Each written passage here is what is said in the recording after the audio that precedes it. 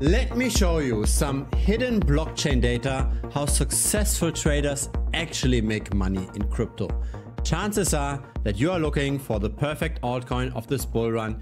You're setting up your portfolio with different assets and then hope once the bull run kicks in that your altcoins are the right ones and you make a lot of money. But the smart people actually do it differently. Now, how can we define smart people? I believe that the people that have more money in crypto tend to also do the better decisions. In other words, crypto is a game of luck, but also of skill.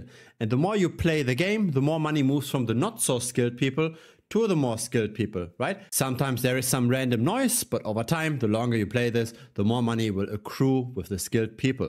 So the people that have more capital in crypto, on average at least, in aggregate at least, tend to make the better calls. And so let's have a look at how the whales behave differently.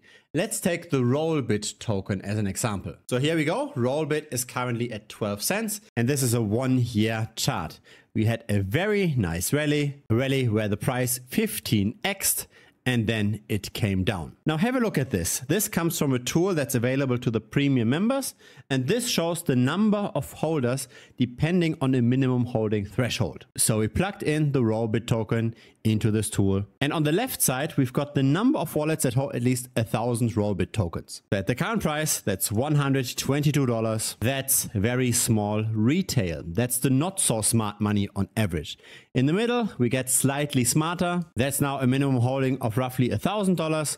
On the right side, we get even smarter, or rather richer. But as said, there seems to be a correlation. This is the number of wallets that hold at least $10,000 worth of the token. Now what we see over here is very typical. We see this with pretty much any cryptocurrency. Retail tends to simply just buy and forget and rarely sells. If there is selling, it's only the minority of people that are selling. The whales, on the other hand, they tend to exit much faster. So see how the number of whales got down by 30 to 40% and see how the number of retail investors went down by much less, not even 10%, and the selling also happened way later. Now have a look at when the whales sold. It was at the end of November of 2023. So that was over here roughly. Since then, the price of Rollbit went down by another 30% roughly. But at the same time, the price of Ethereum went up by 50%. So selling Rollbit over here was very smart. So again, the whales did the right thing here. But what do we really learn from this? I believe most retail investors sell way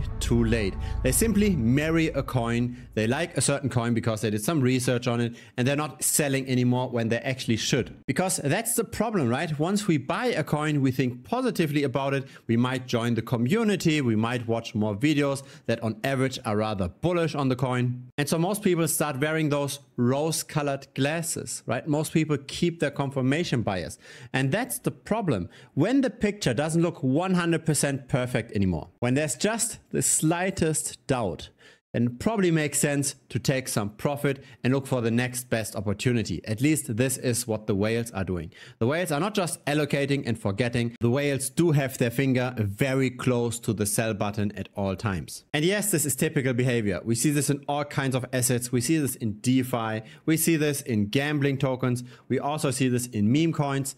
Let's have a look at the Degen token on the Base chain. Here is Degen since it started trading at the end of March of this year. The price peaked on the 1st of April 2024. And here's again retail versus whales. Retail has pretty much never sold. They're simply just accumulating and holding in aggregate. The people that hold a bit more of the token, they at least stop buying sometimes. But have a look at this. The whales, they peaked in numbers on the 28th of March and since then sold. So again, it's the whales that tend to sell first. I believe it makes sense to follow the smart money, and that's why we've got that tool in premium, right? We plug in any token in there, we look at what are the whales doing, and if the whales are accumulating alongside with retail, then it's very often a good time to buy if token inflation isn't too high, and of course if the overall market also is somewhat bullish. So here's the message of this video. Don't hold onto your altcoins for dear life. Try to find the best opportunity at any given point in time and be ready to sell in case the picture changes. If it's the first time here, feel free to subscribe. I publish this regularly. Like would be very much appreciated as well. It helps the channel grow. If the size of your crypto portfolio doesn't yet justify getting into premium, there's also a free Telegram. Link is down below.